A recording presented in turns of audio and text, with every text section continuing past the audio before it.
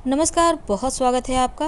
अगर आप हमसे अभी अभी जुड़े हैं तो प्लीज़ चैनल को सब्सक्राइब कर लें और वीडियो पसंद आए तब लाइक करें। दोस्तों, सुबह जब आप अपने घर का मुख्य दरवाज़ा खोलते हैं तब आप सबसे पहले एक काम करें ताकि आपके घर में माँ लक्ष्मी का आगमन हो सके।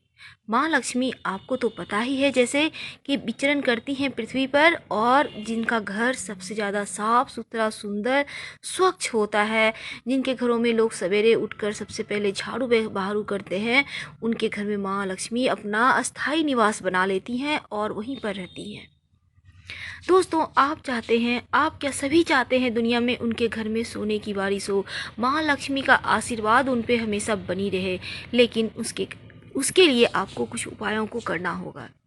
हम सुबह से शुरुआत करते हैं दोस्तों। सबसे पहले तो आप जब सुबह में सोकर उठते हैं, अपने घर का मुख्य दरवाज़ा खोलते हैं, तो आप तांबा का लोटा में आप पहले से ही जल भर के रख लीजिएगा, या फिर उसमें भी भर सकते हैं।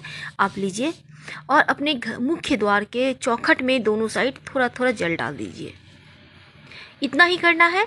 इसके बाद आप जैसे नित्य दिन आपके घर में झाड़ू पोछा होता है होने दीजिए।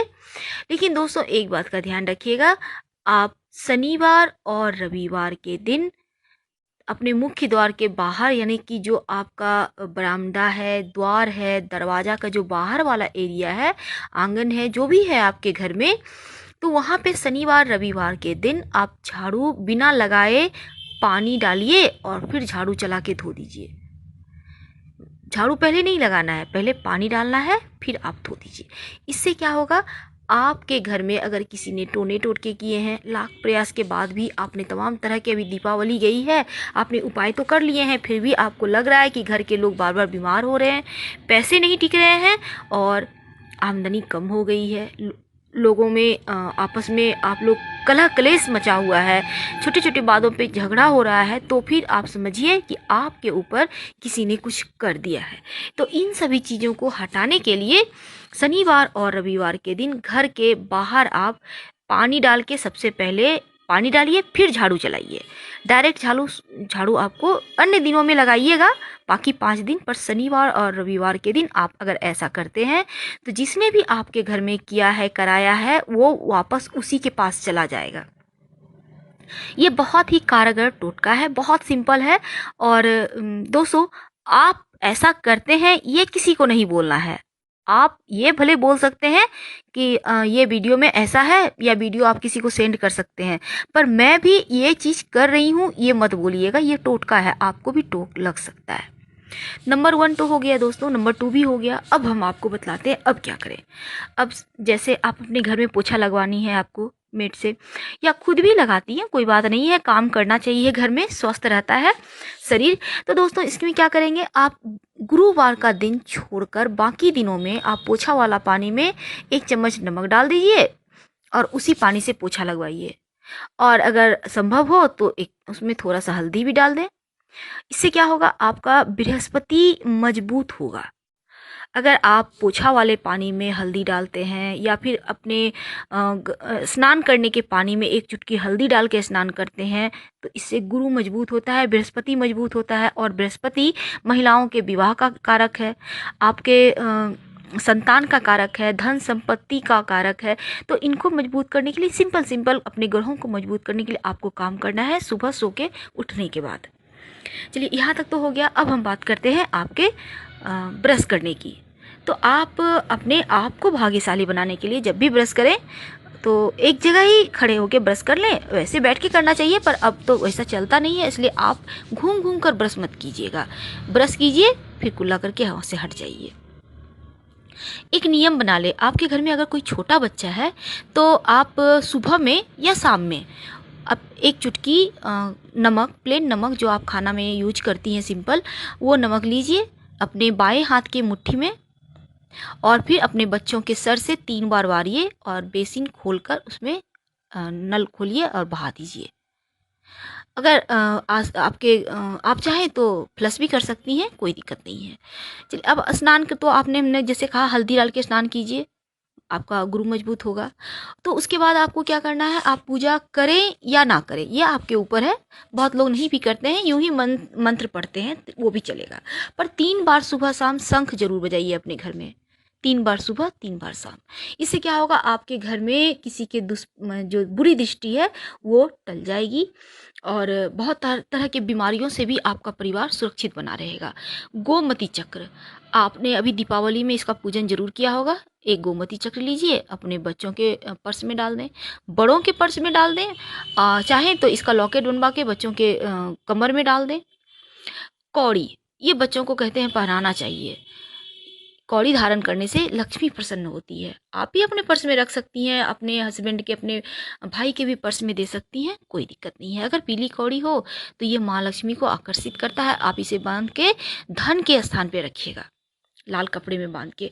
झाड़ू की अगर बात करें तो आप झाड़ू को हमेशा ढक के रखिए, और झाड़ू का जो हैंडल होता है वहाँ पे सादा धागा या फिर आप मोली धागा बांध दीजिए। और जब भी आप नई झाड़ू खरीदते हैं शनिवार के दिन ही खरीदिए, और शनिवार को ही पुराना झाड़ू फेंकना चाहिए। लेकिन आपको झाड़ू खरीदने के बाद थोड़े से उसके पूजन जरूर कर लें, जैसे अक्षत है, पुष्प हल्के से डाल दें और प्रणाम करें। अब गाय का ही बात करते हैं। अगर आपके घर के आसपास गाय आती है तो बहुत ज़्यादा अच्छा बात है, क्योंकि ये लक्ष्मी का प्रतीक होता है। अगर आपके घर में आसपास नियमित रूप से गाय आने लगी है तो एक रोटी जरूर रखिए उनके लिए, उनको अपने हाथों से खिलाइए। संडे का दिन रहे तो रोटी में गुड़ डाल के उनको खिलाएं, इससे आपका धन बढ़ेगा।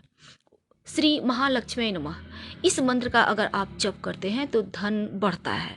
आपके पास टाइम है तो कीजिए, नहीं तो कनक धारा स्रोत एक बार जरूर सुन लिया करें, इससे धन बढ़ेगा।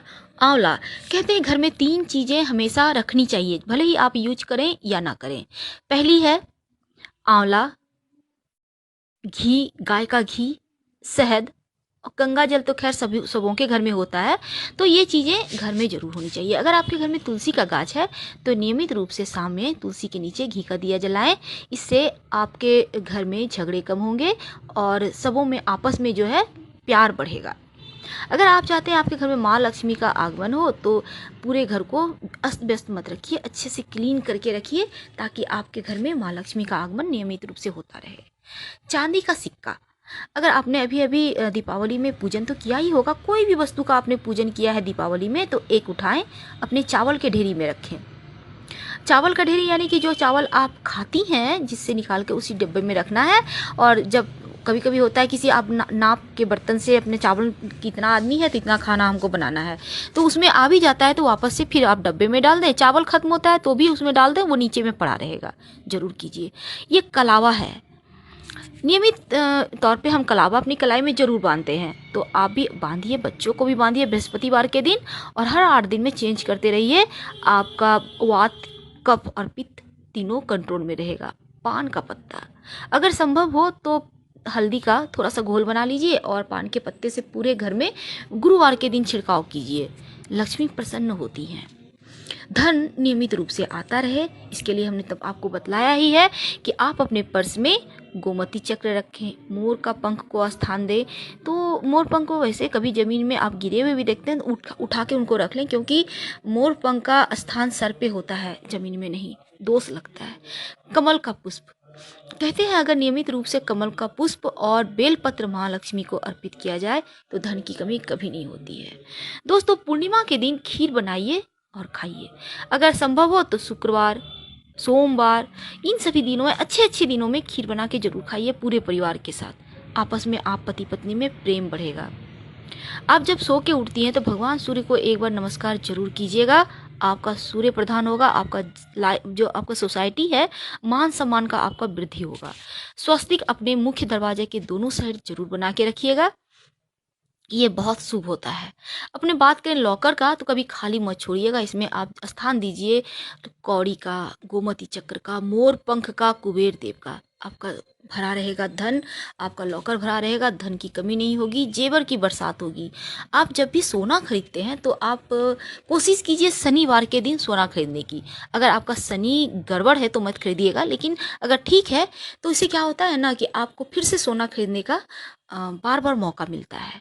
नमक, जैसा हमने आपको बतलाया कि आप नमक जब भी रखें अपने घर में कांच के बर्तन में रखें और उसमें 1-2 लौंग डाल के रखिए, नमक की पवित्रता बनी रहेगी। धन्यवाद दोस्तों।